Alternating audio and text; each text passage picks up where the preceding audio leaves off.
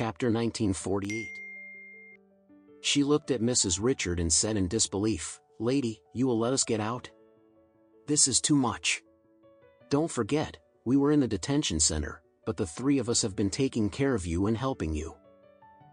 Even your daughter-in-law Elaine, we helped you teach her a lesson." Mrs. Richard asked viciously, "Did I ask you to help me? When did I say and asked you for Elaine to teach her a lesson? It was entirely because you felt that Elaine was insulting that you started beating her." Brabus was extremely disappointed. "Mrs. Richard, you are really turning your face faster than turning a book. Back in the detention center, when we maintained you so much, I didn't expect to return to such a result." Mrs. Richard said blankly, "I'm really sorry, I let you down, but this is also a lesson for you, telling you to recognize your identity in the future. Don't think about utopian dreams all day."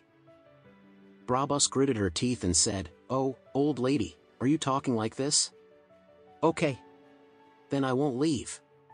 I think what you can do to me." Tabia and Lexi also said repeatedly, "Yes. We won't leave." Mrs. Richard did not expect that the three of them would even want to play rogues, and immediately said coldly, "You three, don't mess around here with me. You don't look in the mirror to see yourself. Just like you, your whole body is stinking. Are the soil buns worthy of living in this beacon-top first-class villa? If even you can live in such a luxurious villa, it is really not long-sighted." With that said, Mrs.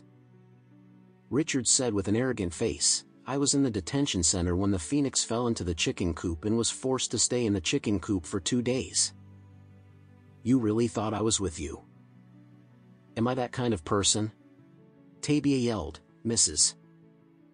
Richard. As the saying goes, a troubled phoenix is not as good as a chicken. Don't go too far, you dead old woman. If you annoy us, even if you are old, we will beat you." "Yes." Lexi also immediately agreed, "How we beat Elaine back then, now we can beat you the same." Mrs.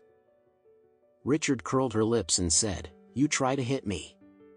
As long as you dare to do it, I will call the police immediately. You will definitely be caught back."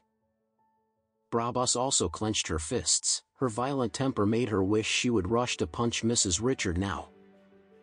However, before she came out, she thought about the instructions given to her by the prison guards, and she thought to herself, "The prison guards have said that we are all on bail pending trial.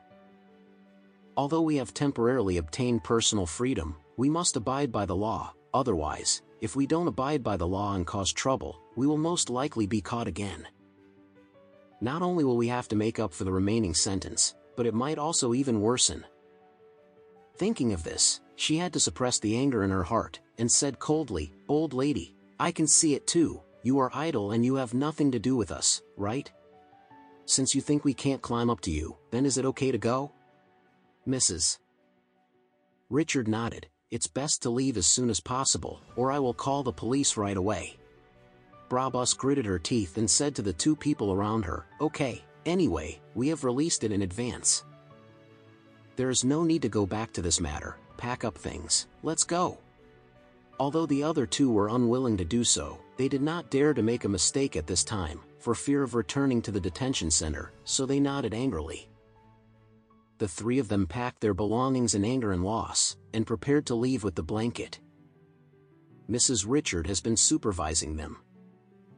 Seeing that they have packed their things, she fanned her hands in front of her nose and said with disgust on her face, "Oh, it's so stinking. You guys hurry up and roll as far as possible. If you dare to come again, I will call the police and arrest you as soon as possible." Brabus felt the great humiliation, but because she was afraid of causing trouble, she could only grit her teeth and endure it, and said to the two people around her, "Let's go." At this moment, 7 or 8 strong men suddenly pushed in from outside, saw this situation, and asked, "What's the matter? Where are you three going?" Brabus thought that these fierce and strong men were all found by Mrs. Richard, and immediately said nervously, "Don't be impulsive, big brothers, we are leaving." "We're leaving." The leader said coldly, "Why are you going?" "Mr. Fury said, "The three of you will treat this as your own home from now on. This house belongs to him, not to Mrs. Richard. Mrs. Richard is like you. She's just borrowing to live here, so as long as we nod our heads, they don't have the right to drive you away."